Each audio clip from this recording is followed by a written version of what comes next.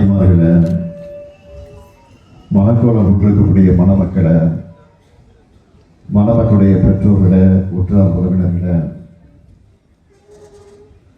என் உயிரோடு கலந்திருக்கக்கூடிய தலைவர் கலைஞர் அவர்களின் உயிரினும் உயிரான அன்பு உங்கள் அனைவருக்கும் அன்பான வணக்கம். கழகத்தினுடைய விவசாய அணியினுடைய தொழிலாளர் அணியின் செயலாளராக தலைவராக பொறுப்பேற்றிருக்கக்கூடிய நம்முடைய அருமை சகோதரர் மதிவாணன் அவருடைய இல்லத்தில் அவருடைய இளைய மகன் கதிரவன் மௌனியா அவர்களுக்கும் திருமண விழாவை நடத்தி வைத்து அதே நேரத்தில் மணக்கோலம் கொண்டிருக்கக்கூடிய மணமக்களை வாழ்த்தக்கூடிய ஒரு சிறப்பான வாய்ப்பை நான் பெற்றிருக்கிறேன். அதற்காக நான் அளவு கடந்த மகிழ்ச்சி அளிக்கிறேன். நான் பல்வேறு வகைகளில் இந்த விழாவில் பங்கேற்கிற போது மகிழ்ச்சி அடைந்திருக்கிறேன். ஒன்று, மதிவான இல்லத்தில் நடைபெறக்கூடிய மனவள நிகழ்ச்சி. இரண்டாவது மகிழ்ச்சி என்னன்னு சொன்னீங்கன்னா, கலைஞர் வளர்ந்த மண்ணில், கலைஞர் வளர்த்த மண்ணில், இந்த திருவாரூர் மண்ணில் நடைபெறக்கூடிய மனவிழா இந்த நிகழ்ச்சி. அப்படிப்பட்ட திருவாரூரில், அதுவும் தலைவர் பெயரால் அமைந்திருக்கக்கூடிய இந்த கலைஞர் கூட்டத்தில்,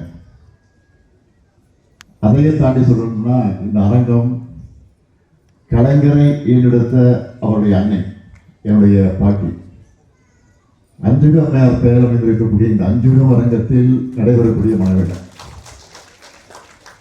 ஆகவே நாம் பல்வேறு கோணங்களில் இந்த விழாவில் பங்கேற்கிற போது மகிழ்ச்சி அடைஞ்சிருக்கிறேன்.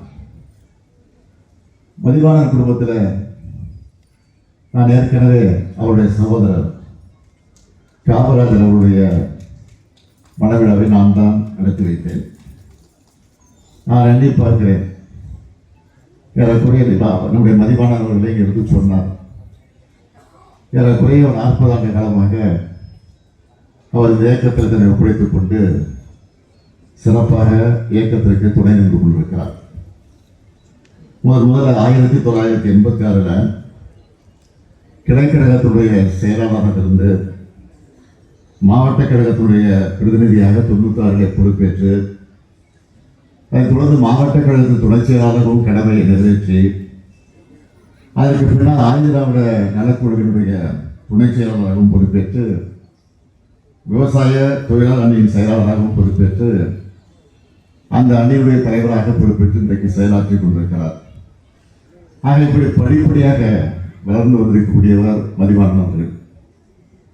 இதோ கட்சி படையில மட்டுமல்ல, மக்கள் படையை எடுத்து பார்த்தீங்கன்னா 1986 ஊராட்சி மன்ற தலைவராக, அதைத் தொடர்ந்து தொடக்க வேளாண்மை கூட்டுறவு சங்கத்தினுடைய தலைவராக, 96 ஊராட்சி ஒன்றியத்துடைய பெருந்தலைவராக பணியாற்றி இருக்கிறார். அதற்கு பிறகு 2005 முறையாக நம்முடைய தலைவர் கலைஞர் அவர்கள் முதலமைச்சராக பொறுப்பேற்ற நேரத்தில் அவருடைய அமைச்சரவையில் பால்வளத்துறை அமைச்சராக பொறுப்பேற்று அந்த பணியையும் நிறைவேற்றியிருக்கிறார். அதற்கு பின்னால் 2016 கீழ்வெள்ளத்தூருடைய சட்டமன்ற உறுப்பினராகவும் பணியாற்றியிருக்கிறார். அதற்கு பின்னால் 2021 6ஆம் முறையாக என்னுடைய தலைமை ஆட்சி பொறுப்பேற்றதற்கு பின்னால் 2022 தார்கோவினர் தலைவராக இருந்து அவர் பணியாற்றியிருக்கிறார். இப்படி மாறி மாறி கழகத்திலும் மக்கள் பணியில் மட்டுமல்ல, கழகத்திற்கு ஏற்படக்கூடிய எந்த சோதனைகளாக இருந்தாலும் அதையும் தாண்டி அவர் தன்னுடைய கலையை நிறைவேற்றியிருக்கிறார். நேற்று முன்தினம் கூட நீங்கள்லாம் டிவியில் பார்த்துருப்பீங்க, ஒரு காட்சி நடந்துச்சு. அதை பற்றியெல்லாம் நம்முடைய முத்தரசன் அவர்களும் குறிப்பிட்டு சொன்னார், மற்றவர்களும் எடுத்து சொல்லியிருக்கிறாங்க. நாட்டில் எத்தனையோ ஏராளமான பிரச்சனைகள் இருந்துட்டு இருக்கு. ஒரு பக்கம் மின்வெட்டு பிரச்சனை, இன்னொரு பக்கம் டெல்டா மாவட்டத்தில் விவசாயிகளுக்கு குளிர்ந்த நேரத்தில் தண்ணீர் திறந்து விட முடியல அப்படிங்கிற சூழ்நிலை.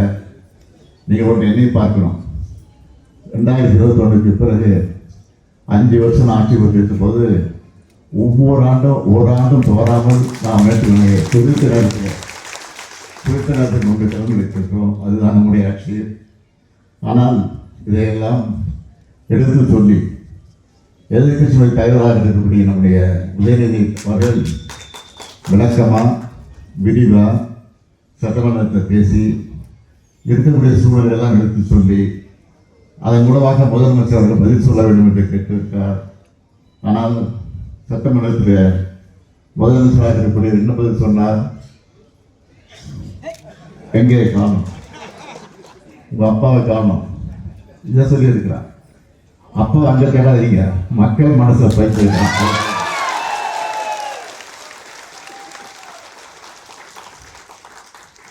நீங்க தேர்தல் நடத்தமா இருக்கேன், மக்கள் தேர்தல் எடுத்து நிச்சயமா நான் முதல் நாளாக இருப்பேன். சட்டமன்றத்தில் நான் இருந்தாலும் இல்லாவிட்டாலும் இன்னைக்கு நான் மக்கள் மன்றத்தில் இருக்கிறேன் என்பதை மாற்றம் கேட்டுக்கொள்கிறேன். நான் அரசியலுக்கு வந்து கிட்டத்தட்ட 60 வருஷம் ஆகியிருக்கு. ஆக 40 வருஷமா மக்களாக தான் இருந்து கொண்டிருக்கிறேன்.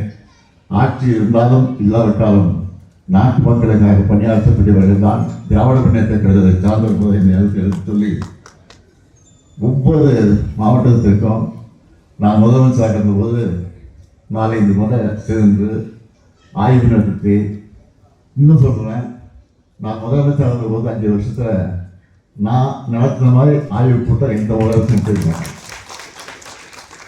நான் பயணம் செஞ்ச மாதிரி எந்த முதலமைச்சரும் பயணம் செஞ்சிருக்க மாட்டாங்க. நான் கோட்டைக்கு போனது தான் அதிகமாக இருந்தது, எந்த பஸ்ஸும் அதிகமாக இருந்திருக்க மாட்டாங்க. இன்னும் கூட சொல்ல, நீங்கள் முதலமைச்சர் தெரிய பார்க்கணும்னா இன்றைக்கி இருக்கக்கூடிய முதலமைச்சரை கேட்டுக்கொள்கிறேன். கோட்டையில் தான் கோப்பு கொண்டுதான் இருக்கிறது. ஆக அந்த கோப்புகளை எடுத்து பாருங்க, அதை கையெழுத்து போட்டுப்பேன். முக ஸ்டாலின் அதை கேள்வி பார்க்க அவசியமே இல்லை.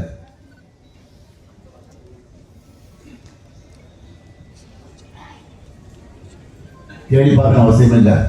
அந்த கையெழுத்தை பாருங்க, அது தெரியும் உங்களுக்கு. மகளிருக்கு கலைஞர் உரிமை தொகையாக மாதம் 1000 ரூபாய் வழங்கப்படும் கையெழுத்து போட்டிருந்தோம். அங்கே ஸ்டாலின் போட்டோம். புதுமை பெண் திட்டத்தின் மூலமாக மாதம் 1000 ரூபாய் வழங்கப்படும் என்ற அந்த குரூப்பை பாருங்க, அதுலேயும் முக ஸ்டாலின் கையெழுத்து போட்டிருக்கோம். தமிழ் புதுவன் திட்டம் 1000 ரூபாய், அதில் ஸ்டாலின் இருப்பான். நான் எங்கேயும் கேட்டுட்டு அவசியமே இல்லை. கோட்டையிலே இருக்கிறேன், நான் தான் ஆட்சி இருக்கிறேன். அண்ணா சொல்லியிருக்கிறேன், ஒரு படம் சொன்னார். அண்ணா சொன்னார், தமிழ்நாட்டுக்கு தமிழ்நாடு என்று பெயரை சூட்டியிருக்கிறேன், இது போது எனக்கு வாழ்க்கையில். ஆக நான் ஆட்சி 2 நாள் ஆகட்டாலும் தமிழ்நாடு என்று பேசுவதற்கு என் பெயர் என்றும் சொல்லியிருக்கிறார்கள்.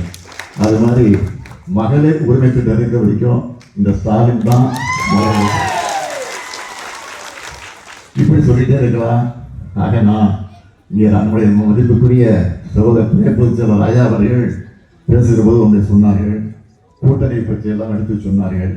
எப்பொழுதுமே கலைஞர் அவர்கள் கூட்டணி வச்சா அந்த கூட்டணியை பாதுகாப்பாக வைத்திருப்பார். அவங்களாக போனாலும் தவிர கலைஞர் வரை விட்டது கிடையாது.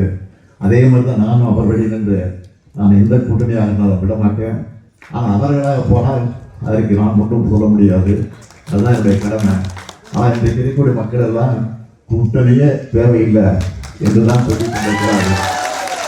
நிச்சயமாக அதையும் நாங்கள் விரைவில் பரிசீலிப்போம் என்று மட்டும் எடுத்து சொல்லி மனக்கோலம் இருக்கக்கூடிய மணமக்கள் வாழ்க்கையில் எல்லா நன்மையிலும் பெற்று சிறப்போடு வாழ்வாங்கு வாழ்ந்து புரட்சி கலைஞர் பாவேந்தர் பாரதிதாசன் எடுத்துக் கொண்டிருக்கக்கூடிய வீட்டிற்கு